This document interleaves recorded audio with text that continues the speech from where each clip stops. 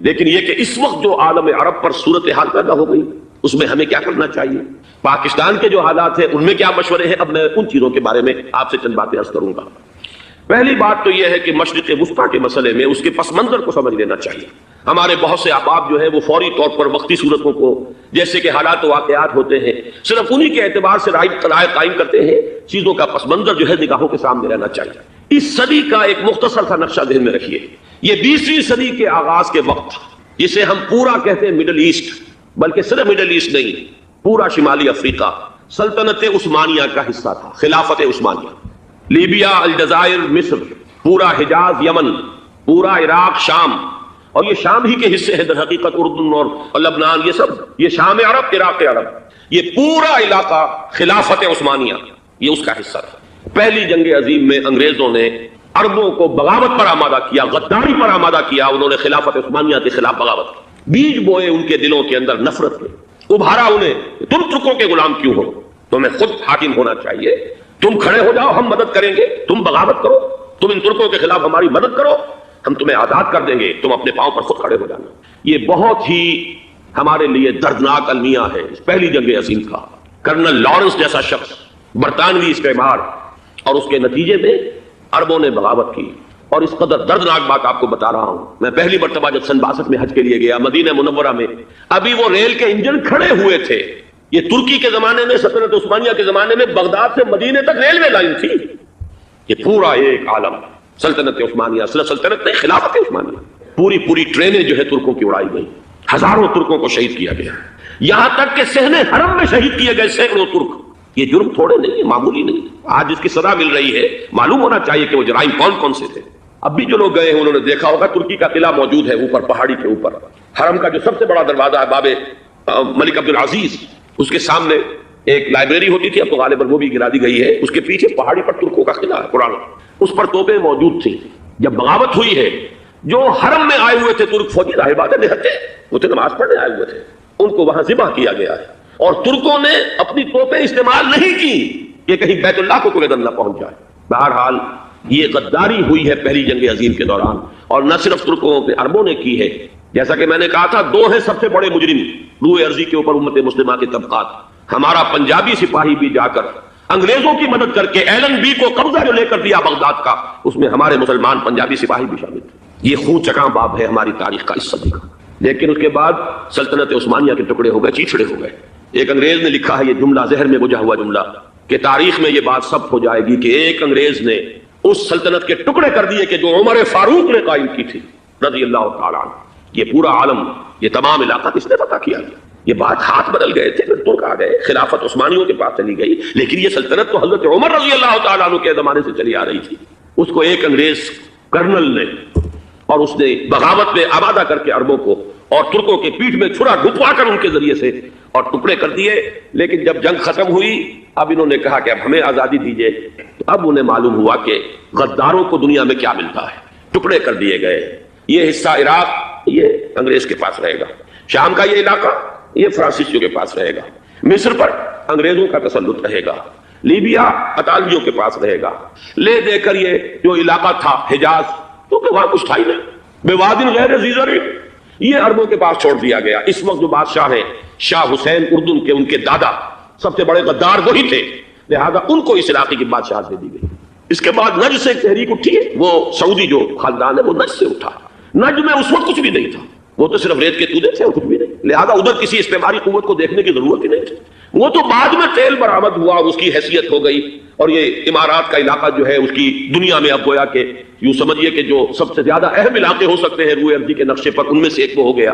لیکن یہ اس وقت کی بات میں کر رہا ہوں، کوئی حیثیت نہیں تھی، لہذا اس کو چھوڑ دیا گیا۔ یہ ہے تاریخی پس منظر، یہ لکیریں جو کھینچی گئی ہیں، یہ ایک ملت اسلامیہ کو جو قومیتوں میں تقسیم کیا گیا، پھر نعرے لگوائے گئے المصر للمصریین، الشام للشامیین۔ اب شامی ایک علیحدہ قوم ہو چکے ہیں، مصری ایک علیحدہ قوم ہو چکے ہیں، عراقی ایک علیحدہ قوم ہو چکے ہیں۔ یہ ساری تقسیمیں استعمار کی پیدا کرنا ہے، اس کا کوئی تعلق اسلام کے ساتھ نہیں۔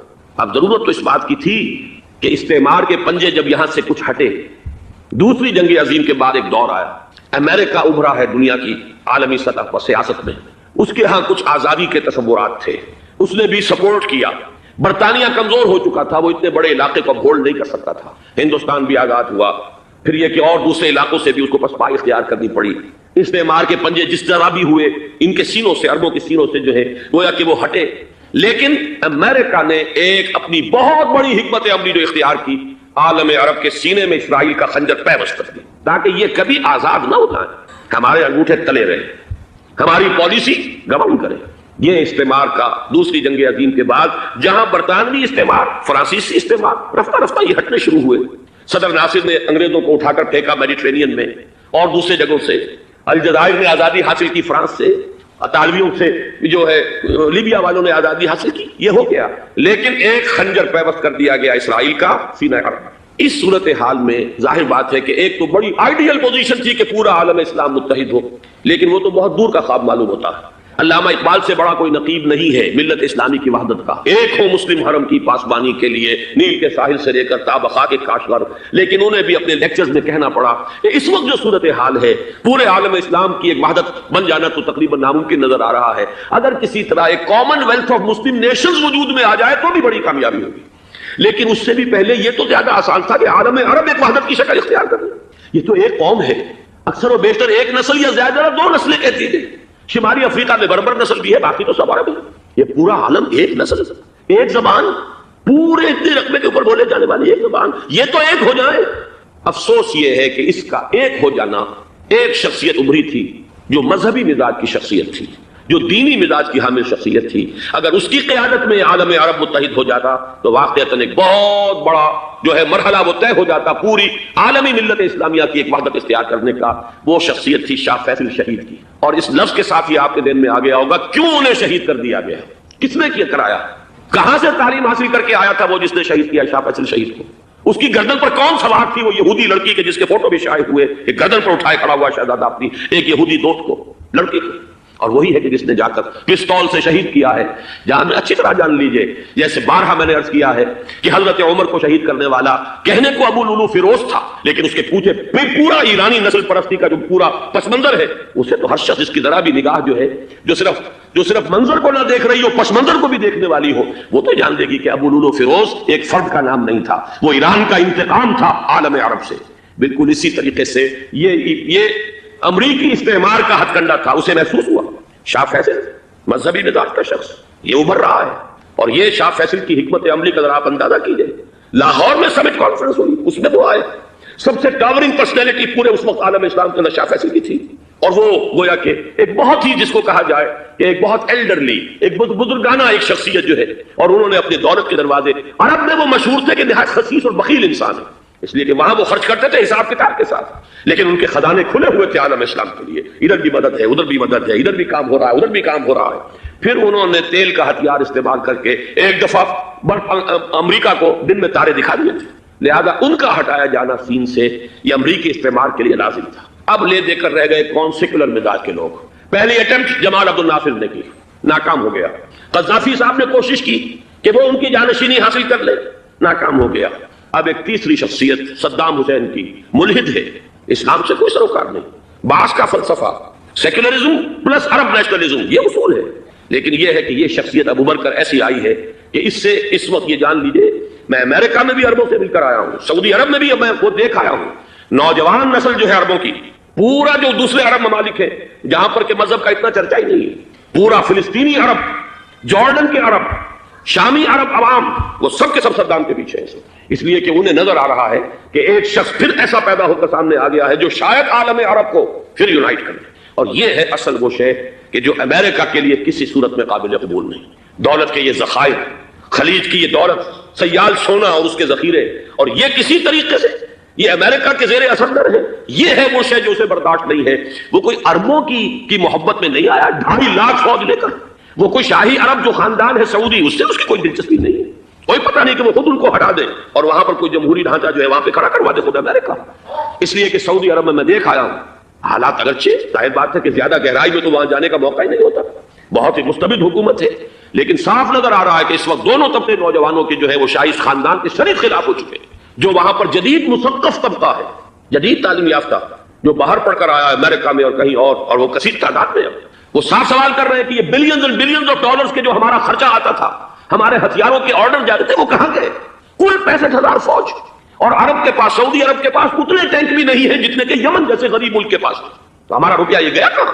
یہ ایک سوال ہے جو ہر شخص کے ذہن کے سامنے ہے۔ اب ہمیں اپنے معاملات کو خود سنبھالنا ہوگا۔ اسی طریقے سے جو مذہبی طبقہ ہے، اور وہاں ہے بڑی تعداد میں مذہبی طبقہ نوجوان جن میں بڑا جذبہ ہے، اور ان کا وہ جوش جہاد انہیں جہاد افغانستان تک لے کر آیا۔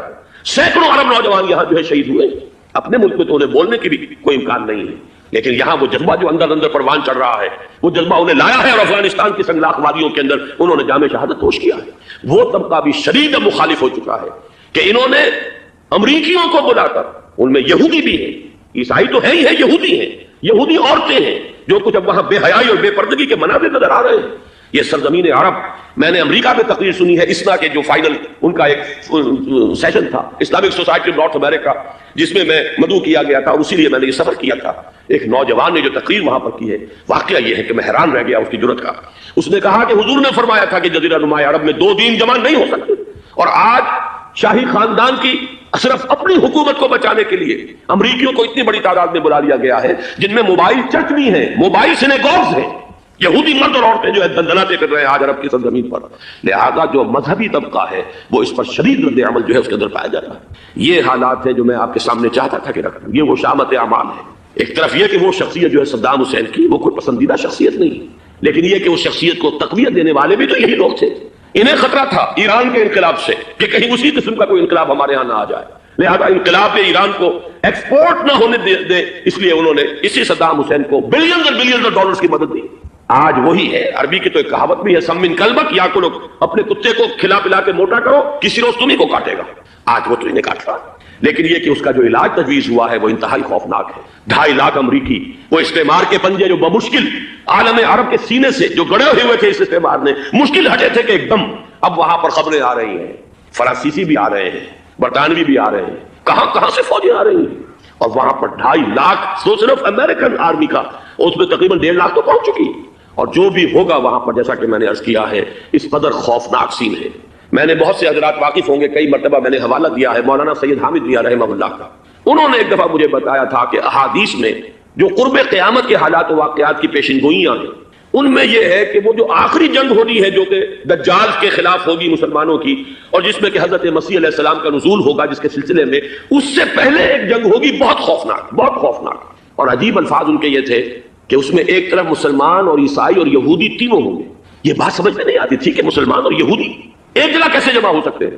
آج وہ نقشہ نظر آ گیا، آج اسرائیل، امریکہ، سعودی عرب اب یہ ایک ہے، بلکہ چلتے آئیے مصر، اسرائیل، سعودی عرب اور جو بھی ان کے حواری ہیں وہ سب ایک صف میں کھڑے ہیں، اور ان کے اوپر سیادت کس کی ہے؟ امریکہ کی۔ وہ نقشہ آ گیا ہے، اور اس جنگ کے سلسلے میں مولانا حامد میاں رحمہ اللہ نے مجھے بتایا تھا کہ حدیث میں الفاظ آئے ہیں، اتنے لوگ ہلاک ہوں گے، اتنے لوگ ہلاک ہوں گے، اتنے لوگ ہلاک ہوں گے کہ ایک پرندہ سینکڑوں میل تک اڑتا ہوا چلا جائے گا، اسے سوائے لاشوں کے اور کچھ نظر نہیں۔ یہ نقشہ خاکم بدہن تلا ہوا ہے، کھڑا ہوا ہے۔ جو بھی ہوگا کیمیاوی جنگ، کیمیاوی وارفیئر، کیمیکل وارفیئر، اور پھر ایٹمک وارفیئر، اس کی کھلی دھمکیاں دی جاتی ہیں۔ کبھی کوریا کے بارے میں اندیشہ تھا کہ یہ درندے خدا کی دھرتی کو، کوریا کی غریب بستی کو ناگاساکی بنا کے چھوڑیں گے، ہیروشیما بنا کے چھوڑیں گے۔ آج وہ صورتحال جو ہے عالم عرب پر، heart of the Arab land, اس پر یہ صورتحال بالکل تلی کھڑی ہے۔ اس میں ہمیں کیا کرنا چاہیے؟ میں نے یہ چاہا کہ پورا پس منظر آپ کے سامنے ہو، صرف وقتی سا کوئی ایک نعرہ، وقتی سی کوئی ایک خبر، اس کے حوالے سے ایک جذبات کا معاملہ، پورا ایک پس منظر سامنے رکھیے۔ اب وہ آپ کو شاید میری باتیں جو ہے وہ سمجھ میں آ جائیں۔ نمبر 1، ہمیں کسی صورت اس جنگ میں امریکہ کے گھڑے کی مچھلی نہیں بننا چاہیے۔ امریکہ اسلام کے تحفظ کے لیے نہیں آیا، امریکہ حرمین کی حفاظت کے لیے نہیں آیا، امریکہ اپنے مفادات، عالمی مفادات کے تحفظ کے لیے آیا، اور زیادہ سے زیادہ آپ کہہ سکتے ہیں کہ وہ سعودی شاہی خاندان کی حفاظت کے لیے آیا۔ اور بڑا عمدہ مضمون چھپا تھا پچھلے، بلکہ ابھی تک وہ تازہ ہی ہے جب تک نیا نہیں آتا، نظام میں، جس کا عنوان تھا اربوں کا چھڑا اور اربوں کا گدا۔ سارے پیسے بھی انہیں سے لے رہے ہیں، $12 بلین کا ایک چیک لے کر گیا جیمز بیکر۔ اندازہ تو کیجیے دنیا کہاں سے کہاں پہنچ گئی۔ میں حیرت ہوں کہ دنیا کیا سے کیا ہو جائے گی۔ 2 ماہ قبل اس کا تصور نہیں ہو سکتا تھا، اتنی بڑی قوت امریکہ کی، تباہ کن قوت، اور جمع ہو جائے گی عرب کے اندر۔ لیکن یہ کہ وہ کاسٹ بھی اربوں ہی کی ہوگی، انہی کا چھڑا، انہی کا گلا۔ ہمیں کرنا یہ چاہیے، اللہ تعالیٰ ہماری حکومت کو، ہمارے سیاستدانوں کو، ہمارے ذمہ دار لوگوں کو ہدایت دے، وہ امریکہ کے گھڑے کی مچھلی نہ بنے۔ اس کے تحفظ کے لیے یا شاہی خاندان کی حفاظت کے لیے بہت کچھ انہوں نے عیش کر لیے، کافی عیش کر لیے۔ باقی یہ کہ اب جو کچھ ہونا ہے وہ ہونا ہے۔ حرمین شریفین کو تو خود عرب کے لوگ کہتے ہیں کہ کوئی خطرہ نہیں ہے، سارا جھگڑا تو وہ تیل کی دولت کا ہے۔ وہ تیل کی دولت جو ہے وہ شمال مشرقی کونے کے اندر ہے، بلکہ یہ کہ جو رد عمل پیدا ہوا عالم اسلام میں اور سعودی عرب میں خود اس کے مذہبی نوجوانوں میں امریکی فوجوں کی آمد کے خلاف اس کا جواب دیا گیا رابطہ عالم اسلامی کی طرف سے کہ یہ جو بھی جنگ کا محاذ ہے، جو فوجیں ہیں، یہ حرمین سے تو 1500 کلومیٹر دور ہے، تو حرمین کو تو کوئی خطرہ نہیں، خطرہ ہے امریکہ کے عالمی مفادات کو۔ آج آپ کو معلوم ہے دنیا دو طبقوں میں بٹی ہوئی ہے، دی رچ اینڈ دی پور۔ یہ جو اقوام ہیں، جو 6-7 قومیں شمار ہوتی ہیں دنیا کی دولت مند قومیں، ان کے لیے خطرہ ہے کہ یہ اگر ہم ان کا جو سب سے بڑا ذریعہ ہے اس کا صنعت کا یہ تیل، اگر اس کو کچھ ہو گیا تو ان کی سب کی اکانومی جو ہے وہ دم دھڑام سے زمین پر آ جائے گی، وہ بھی برابر ہو کر آ جائیں گے دنیا کے دوسرے ملکوں کے۔ یہ اس کی حفاظت کے لیے آئے۔ ہمارے نوجوان کو آج میں سوچتا ہوں کاش کہ ہمیں معلوم ہو، ہمیں وہ تاریخ دہرانی نہیں چاہیے کہ ہم نے پہلی جنگ عظیم میں انگریزوں کے استعمار کے پنجے گڑوانے کے لیے اپنی جانیں دی۔ پنجاب کا نوجوان، پنجاب کا مسلمان سپاہی بھی جا کر ایلن بی کو قبضہ دلوانے کے اندر اور بغداد پر قبضہ کرانے میں اس کے تعاون کیا، اس کی مدد کی۔ کیا آج بھی وہی تاریخ اپنے آپ کو دہرائے گی؟ آج ہمارا فوجی جائے گا وہاں پر امریکہ کے تحفظ کے لیے، اس کے مفادات کے تحفظ کے لیے۔ پہلی بات یہ کہ یہ ہرگز نہیں ہونا چاہیے۔ ہونا کیا چاہیے؟ پہلی کوشش یہ ہو کہ یہ بین الاسلامی معاملہ بنے، مسلمان امت آئے، امریکی فوجی جائیں، فرانسیسی جائیں، برطانوی جائیں۔ ہاں اس صورت میں کہتا ہوں پاکستان کا ایک ایک بچہ وہاں جائے اور اپنی جان قربان کر دے، اس لیے کہ یہ قرآن کا حکم ہے۔ وَإِن طَائِفَتَانِ مِنَ الْمُؤْمِنِينَ اقْتَتَلُوا فَأَصْلِحُوا بَيْنَهُمَا فَإِن بَغَتْ إِحْدَاهُمَا عَلَى الْأُخْرَى فَقَاتِلُوا الَّتِي تَبْغِي حَتَّى تَفِيءَ إِلَىٰ أَمْرِ اللَّهِ فَإِن فَاءَتْ فَأَصْلِحُوا بَيْنَهُمَا بِالْعَدْلِ وَأَقْسِطُوا إِنَّ اللَّهَ يُحِبُّ الْمُقْسِطِينَ۔ امت مسلمہ کو حکم دیا گیا ہے اگر مسلمانوں کے دو گروہ لڑ پڑے تو تم صلح کراؤ، اور اگر ایک فریق زیادتی پر تلا رہے، اڑا رہے، تو اب سب مل کر اس سے جنگ کرو یہاں تک کہ اسے اللہ کے حکم کے آگے جھکا دو۔ پھر اگر وہ اللہ کا حکم مان لے، صلح پر آ جائے، تو پھر عدل و قسط کے ساتھ ان کے درمیان صلح کرا دو۔ یہ ہمیں حکم ہے، مسلمانوں کو حکم ہے۔ لیکن یہ کہ یہ امریکی آ رہے ہیں اور امریکی استعمار اور امریکی مفادات، اور اس کے لیے جو ہے پاکستان کا مسلمان سپاہی بھی جائے، میرے نزدیک کی کسی صورت میں صحیح نہیں۔ مطالبہ بھی ہو رہا ہے، آج ہی غالباً ایک انٹرویو آیا ہے، شاہ حسین کے بھائی جو ہے حسن بن طلال، انہوں نے بھی یہی کہا ہے کہ اس کو مسلمانوں کو آپس میں اس معاملے کو طے کرنا چاہیے، اس قضیے کو امریکی فوجوں کو یہاں سے فوراً واپس جانا چاہیے۔ اور یہی بات میں یقیناً تائید کروں گا، تحسین کروں گا۔ یہی موقف ایران کا، ایران عراق کے خلاف جو یو این او کے سینکشنز ہیں، کہتا ہے ہم اس کی پابندی کریں گے، لیکن امریکہ کو یہاں سے نکلنا چاہیے۔ یہ مسلمانوں کا اپنا معاملہ ہے، وہ آپس میں طے کریں۔ پاکستان کو بھی یہی موقف اختیار کرنا چاہیے پوری قوت کے ساتھ۔ اس میں کوئی بھی اگر کمزوری ہو رہی ہے تو در حقیقت یہ گویا کہ ہم امریکی استعمار کے ہاتھ میں اس کا ہارا کار بن کر، کھلونا بن کر استعمال ہو رہے ہیں، جو کہ ہمیں کسی صورت میں نہیں کرنا چاہیے۔ اگر یہ بھی ناکافی ہو تو دوسرا ایک اور مسئلے کا حل موجود ہے، اس سے براڈر سطح پر، کہ غیر جانبدار ممالک اگر کوئی ہے ان کو بھی اس قضیے کے اندر شامل کیا جائے۔ ایک تحریک تھی کسی زمانے میں، کافی بڑی تھی، لیکن یہ کہ وہ بھی اگر اس کے اندر شامل ہو جائیں۔ لیکن امریکہ، رشیا، یہ تو ظاہر بات ہے سپر پاورز ہیں، ان کے مفادات ہیں، عالمی اور گلوبل مفادات ہیں، لہذا اول تو یہ ہونا چاہیے کہ بین الاسلامی معاملہ بنا کر، اس صورت میں جیسا کہ میں نے عرض کیا ہماری پوری فوج بھی جائے اللہ پر توکل کر کے۔ پاکستان کا محافظ اللہ ہوگا، اگر اللہ کے ایک حکم کے اوپر عمل کرتے ہوئے مسلمان یہاں سے جائیں اور جا کر وہاں پر جو ہے اپنی جانیں دینے کو تیار ہو جائیں۔ لیکن اگر یہ اس میں بھی کافی نہ ہو تو جو بھی غیر جانبدار ممالک ہیں ان کو بھی اس معاملے کے اندر شریک کیا جا سکتا ہے۔ بدرجہ آخر اگر پاکستانی فوج جائے، وہ صرف حرمین شریفین کے گرد و نواح میں ان کو ڈپلوائے کیا جانا چاہیے۔ اگر خدا نہ خواستہ وہاں پر کوئی آنچ آنے کی شکل پیدا ہو جائے تو اس کی، اے ارض پاک تیری حرمت پہ کٹ مرے ہم، اس کے لیے مسلمانوں کو تیار رہنا چاہیے۔ اس لیے کہ بہرحال جہاں تک ارض پاک کی حرمت کا تعلق ہے وہ ہمارے ایمان کا جز ہے۔ باقی برطانوی مفادات، امریکی مفادات، صنعتی ممالک کے مفادات یا کسی شاہی خاندان کے مفادات، یہ شاہی خاندان یہ تو گرتی ہوئی دیواریں ہیں، جانا ہے آج نہیں تو کل، لیکن یہ کہ اصل معاملہ ہے امت کا، اصل معاملہ ہے امت مسلمہ کا، اصل معاملہ ہے حرمین شریفین کا۔ لہذا ان دونوں چیزوں کو لازماً گڑبڑ نہ کریں۔ آپ حضرات کے علم میں ہے کہ اس سے پہلے ایران کی طرف سے بار بار مطالبہ ہوا کہ حرمین کو بین الاسلامی کنٹرول میں دے دیا جائے اور سعودی عرب کا اس کے اوپر سے جو انتظامی عمل دخل ختم کر دیا جائے۔ میں نے کبھی تائید نہیں کی، اس لیے نہیں کی کہ میرا مشاہدہ ہے، میں گیا ہوں بارہا، سعودی عرب کی حکومت نے چاہے خود بھی بڑے بڑے محل بنائے ہیں لیکن حرمین کی خدمت کے اندر بھی کوئی کمی نہیں کی، اس پر انہوں نے اربوں ڈالر اس پر بھی خرچ کیا ہے، اس کے اوپر انہوں نے اس حج کے انتظامات پر پوری حکومت جو ہے وہ اپنے آپ کو لگائے رکھتی ہے۔ لہذا اس اعتبار سے کوئی کمی کی بات نہیں وہاں پر آئی کہ جس کے لیے ضرورت ہو کہ ان کا عمل دخل